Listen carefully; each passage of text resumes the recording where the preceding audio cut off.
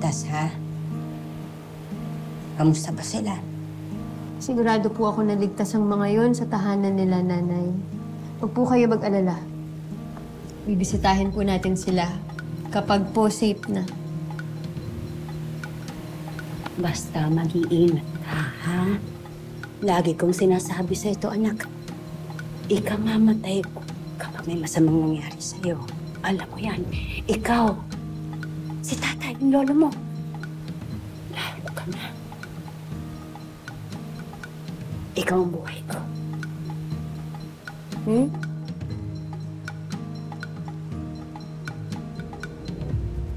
Huwag ka mag-alala, Nanay. Pangako ko. Iingatan ko ang sarili ko. Para po kay Nanay Danaya. At para po sa kapatid ko.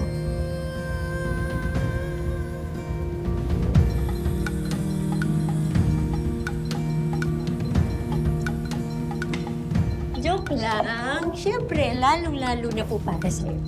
Kasi ikaw ang nanay mo na po. At mahal na mahal kita, Nay.